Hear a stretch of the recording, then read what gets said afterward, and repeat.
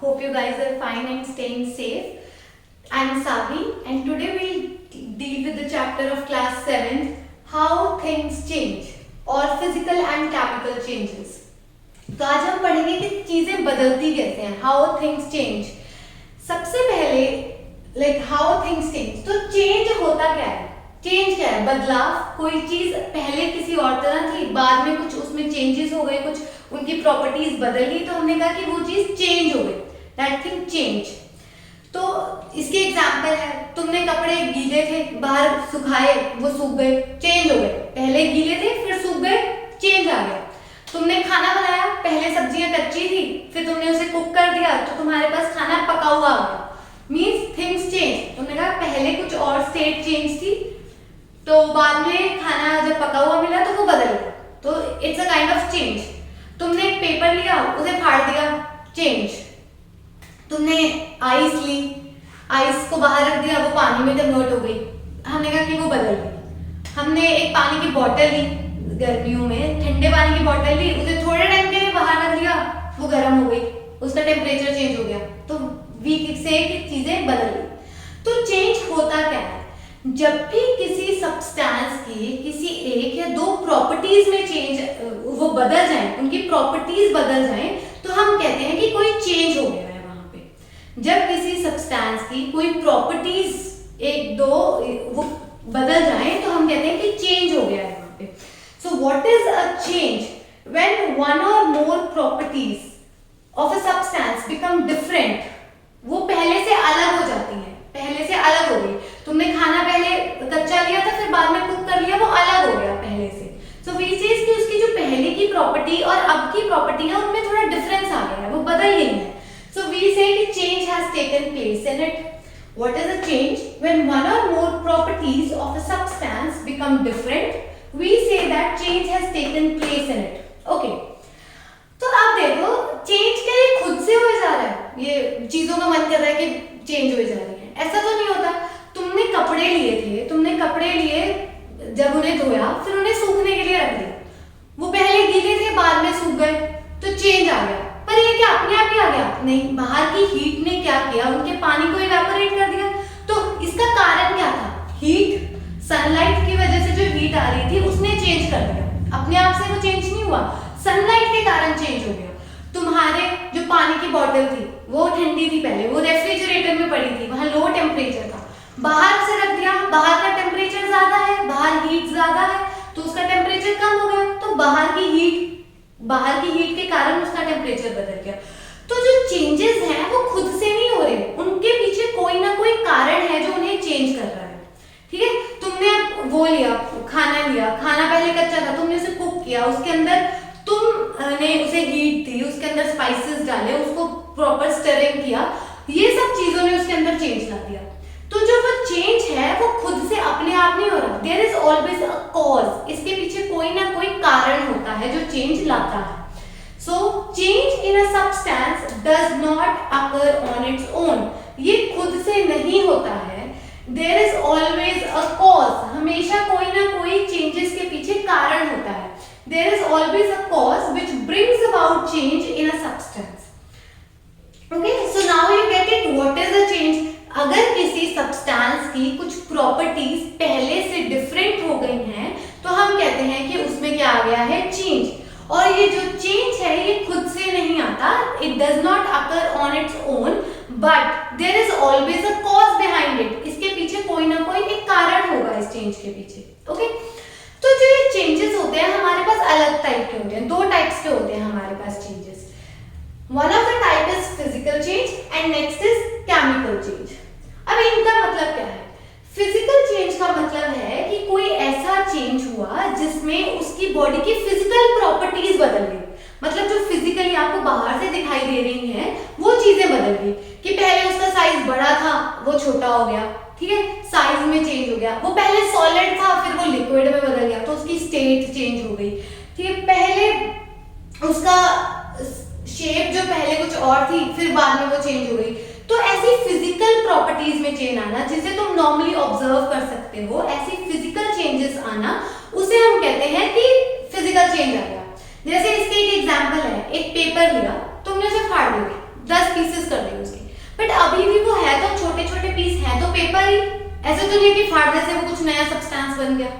तो जो it's a kind of physical change कि पहले वो बड़ा पेपर था, अब उसकी साइज में चेंज आ गया, पहले उसकी शेप रेक्टेंगल थी वो बाद में छोटे छोटे इरेगुलर शेप के हो गए। तो इस तरह जो चेंजेस फिजिकली चेंज, मतलब जो चेंजेस किसी सब्सटेंस की फिजिकल प्रॉपर्टीज में चेंज ला रहे हैं, उसका साइज बदल गया, उसकी शेप बदल गई, और या उसका जो स्टेट है, पहले जैसे आइस है वो पहले सॉलिड थी, उसे थोड़े टाइम के लिए बाहर रखा वो पानी में कन्वर्ट हो गई, तो उसकी स्टेट चेंज हो गई, वो पहले सॉलिड से अब लिक्विड में कन्वर्ट हो गई।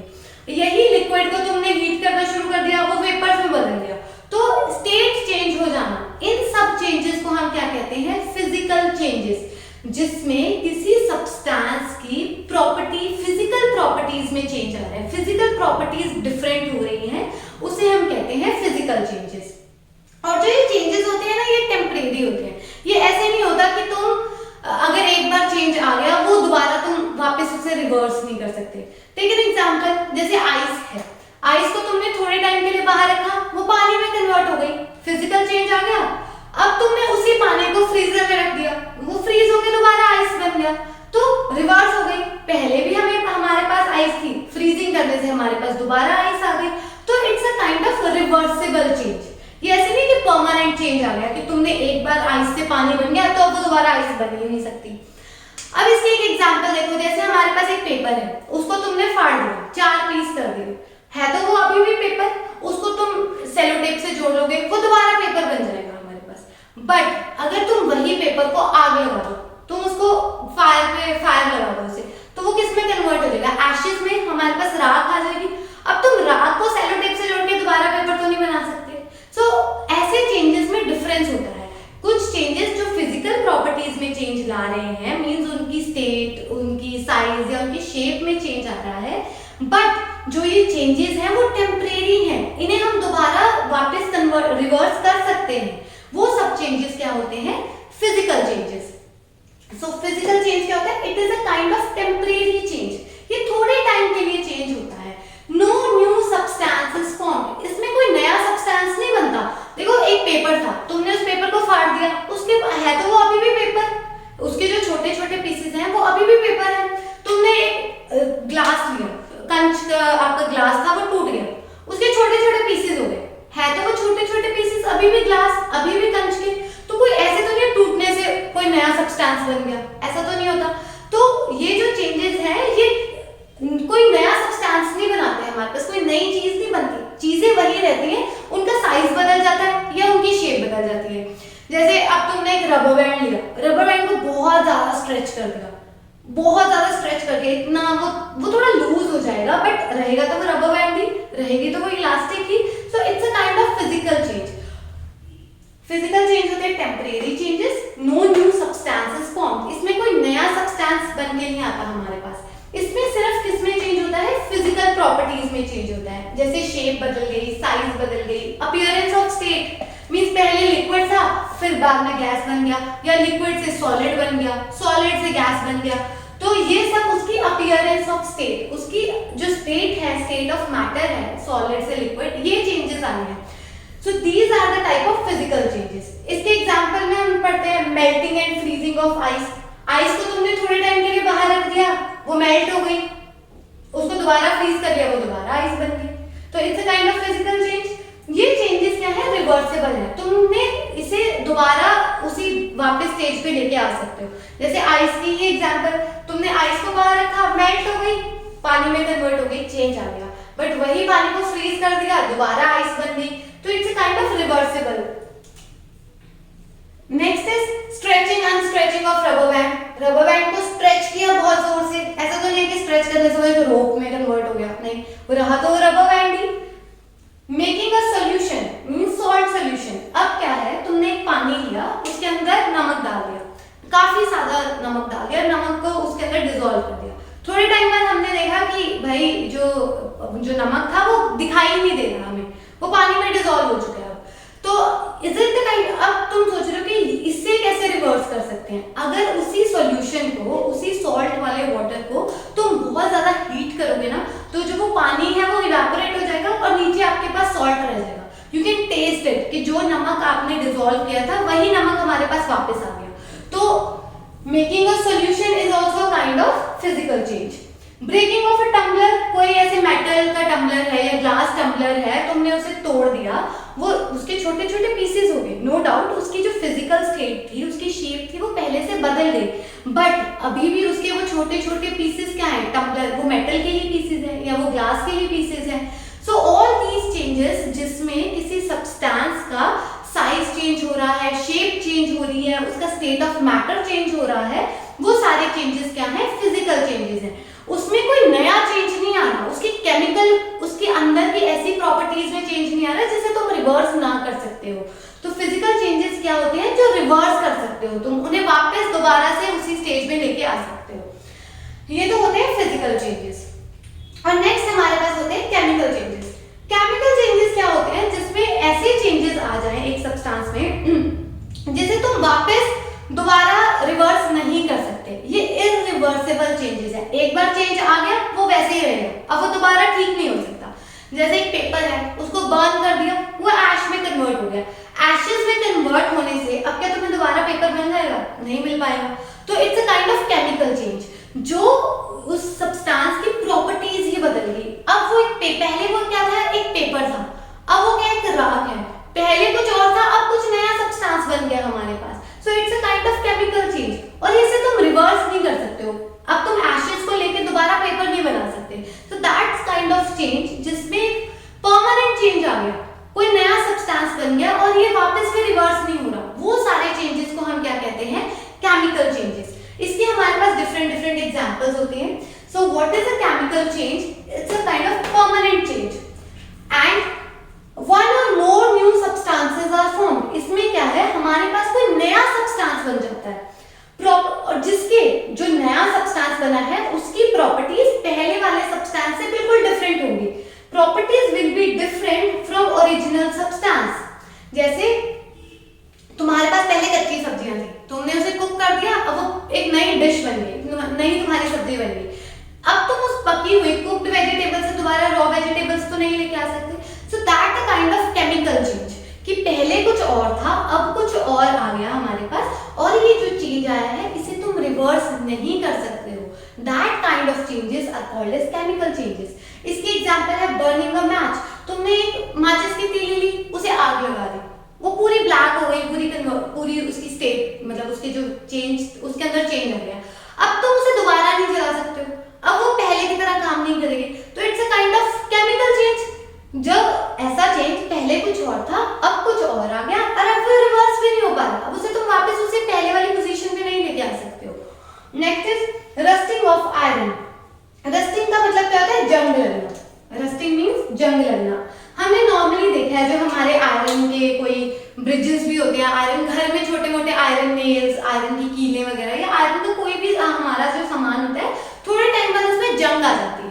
जंग कैसे आती है, जंग जो वो आयरन है वो हवा के या पानी, हवा और पानी के कांटेक्ट में जब आता है तो उसमें कुछ केमिकल चेंजेस होते हैं जिसके कारण उस पे उसका जो आयरन है वो आयरन ना रह के वो चेंज हो जाता है, उसकी प्रॉपर्टीज चेंज हो जाती हैं और उस पे ब्राउन कलर का सब्सटेंस आ जाता है जिसे हम कहते हैं इसे जंग लग गई, इसकी रस्टिंग हो गई। तो अब क्या तुम उस रस्टेड आयरन से दोबारा पुराने वाला आयरन क्रिएट कर सकते हो? No, you can not create the old original iron.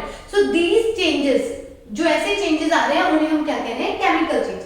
इसके एग्जांपल है बॉइलिंग ऑफ एग। ये तो आप सब अपने घर में भी करके देख सकते हो। एक एग लो, वो पहले जिस स्टेट में है और तुम उसे बॉईल कर दो और फिर उसकी चेंज देखो, तो दैट इज कंप्लीटली डिफरेंट। अब तुम उस बॉइल्ड एग से अनबॉइल्ड एग नहीं क्रिएट कर सकते।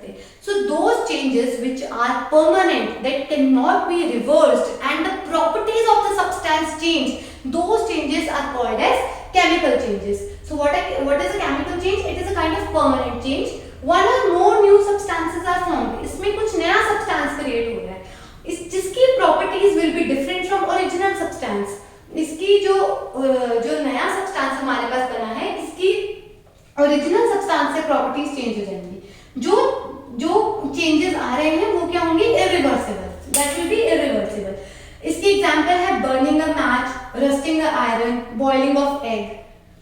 So okay, let us revise कि अभी तक हमने क्या पढ़ा है। व्हाट इज अ चेंज, सबसे पहले जब किसी सब्सटेंस की कुछ प्रॉपर्टीज डिफरेंट हो जाती हैं उसे हम कहते हैं कि उसके अंदर क्या आ गया है, चेंज आ गया है। और जो ये चेंज है ये खुद से नहीं होता है, it does not occur on its own, इसके पीछे कोई ना कोई कारण होता है, there is always a cause behind it. और जो हमारे पास चेंजेस हैं ये दो तरह के हैं, physical changes and chemical changes. इनमें डिफरेंस क्या है, जो फिजिकल चेंज है वो टेम्परेरी चेंज है, वेयरएज जो केमिकल चेंज है वो एक परमानेंट चेंज है। फिजिकल चेंज में सिर्फ फिजिकल प्रॉपर्टीज बदली जा रही हैं, उसमें नई प्रॉपर्टीज आ रही हैं। केमिकल चेंज में new substances formed, in physical change there is no formation of new substance. And जो फिजिकल चेंज है वो रिवर्सिबल है, उसे तुम दोबारा कन्वर्ट कर सकते हो अपनी ओरिजिनल चीज में, बट जो केमिकल चेंज है वो इरिवर्सिबल है, उसे तुम अपनी ओरिजिनल पोजीशन पे नहीं लेके आ सकते हो। इसके एग्जांपल्स हैं melting and freezing of ice, stretching and stretching of rubber band etcetera etcetera. So chemical changes में हमारे पास है burning of match, burning of paper, cooking of dishes etcetera. So I hope कि अब तक की बेसिक इंट्रोडक्शन ऑफ चैप्टर की जो हमारे आसपास चेंजेस हो रहे हैं वो यू गाइस कैन अंडरस्टैंड कि इसका बेसिक कॉन्सेप्ट क्या है, कि you guys can say whether it's a physical change or a chemical change. That's why it's important to study about how things change और टाइप ऑफ चेंजेस, क्योंकि जो हम आसपास हमारे चेंजेस हो रहे हैं so we can understand them कि ये जो हमारे आसपास चेंजेस हो रहे हैं वो फिजिकल चेंजेस हो रहे हैं या केमिकल चेंजेस हो रहे हैं, और अगर ये चेंजेस हो रहे हैं तो ये चेंजेस कैसे हो रहे हैं, क्या क्या रीजंस हैं इनके पीछे, क्या इनका कॉज है इनके पीछे। As we are studying different examples of physical and chemical changes, so one example of chemical change is burning of magnesium ribbon. हमारे पास जो मैग्नीशियम मेटल है इसके मार्केट में या हमें इसके बड़े बड़े रिबन्स मिलते हैं, it's a kind of silver in colour, तो ऐसे बड़े बड़े रिबन मिलते हैं जिनकी अगर तुम लैब में बर्निंग करो तो तुम क्या देखोगे कि उनके बर्निंग करने पे मैग्नीशियम रिबन को जब तुम बर्न करते हो तो उसके अंदर से एक लाइट साउंड ऐसे पटाक पटाक पटाक पटाके जैसे कुछ आवाज आती है। तो जो हमारे पास जब हम इसकी बर्निंग कर रहे हैं तो और बाद में हमारे पास उसकी बर्निंग करने से सब्सटेंस क्या बन रहा है, एक सिल्वर कलर की ऐश। तो it's a kind of chemical change, क्योंकि अब तुम उस ऐश को दोबारा कलेक्ट करके तुम उससे मैग्नीशियम रिबन नहीं बना सकते हो। सो वी विल स्टडी कि इसके पीछे जो केमिकल चेंज है वो क्या चेंज हो रहा है। सो बर्निंग ऑफ मैग्नीशियम रिबन, जो मैग्नीशियम है इसे हम रिप्रेजेंट करते हैं bye symbol Mg। So magnesium on complete burning, जब उसे हम कंप्लीट बर्न कर देते हैं ऑक्सीजन की प्रेजेंस में, it leaves behind the powdery ash. जब ये बर्न होता है तो हमारे पास एक ऐश, एक राख जैसा सिल्वरी सा मटेरियल बाद में बच जाता है। So in the form of a chemical equation how will you write it, Mg means magnesium. जब ये ऑक्सीजन के साथ बर्न, ऑक्सीजन की प्रेजेंस में इसे हम बर्न करते हैं तो ये दोनों मिलके मैग्नीशियम और ऑक्सीजन आपस में मिलके एक नया सब्सटेंस बनाते हैं जिसे हम कहते हैं magnesium oxide, that is MgO। तो इनके अंदर जो केमिकल चेंजेस हैं, जो the detail of chemical changes you will study in your higher classes. So right now you need to understand the basic concept कि जो मैग्नीशियम और ऑक्सीजन है ये पहले अलग अलग थे, अब इनके अंदर जो इन्होंने मिलके एक नया सब्सटेंस बनाया है दैट इज मैग्नीशियम ऑक्साइड। इसके अंदर क्या हुआ है, इनके केमिकल चेंजेस हुए हैं, इनकी केमिकल प्रॉपर्टीज में चेंज हुआ है, जिस चेंज से अब तुम इसे रिवर्स नहीं कर सकते हो, it is an irreversible change. Okay, तो during this process there can be explosion of firework. As I said कि इसमें कुछ फायर प्रोड्यूस होती है जिसके कारण तुम्हें हीट, लाइट, साउंड और कुछ अनप्लीजेंट गैसेस भी तुम एक्सपीरियंस कर सकते हो। So during a chemical change heat, light, sound and unpleasant gases can also form. It is a part of chemical change. In fact, change in smell can take place. एक जो smell है, जो हमारे जो पहले smell है और after the reaction जो smell है उसमें difference आ सकता है. So a change in smell can also be a symbol of chemical change. In fact, अगर तुम अपने फ्रूट्स देखते हो, वो फ्रूट्स तुम रखते हो, जब फ्रूट्स को तुमने नॉर्मल एयर में रख दिया तो वो फ्रूट्स की जो है थोड़े टाइम में वो ब्राउनिंग हो जाती है, that is also kind of chemical change. Because अब तुम उस ब्राउन फ्रूट से नॉर्मल पहले जैसे फ्रेश फ्रूट्स तो क्रिएट नहीं कर सकते, it is also kind of chemical change. So in chemical changes heat, light, sound and unpleasant gases can also form, and there can be also a change in smell.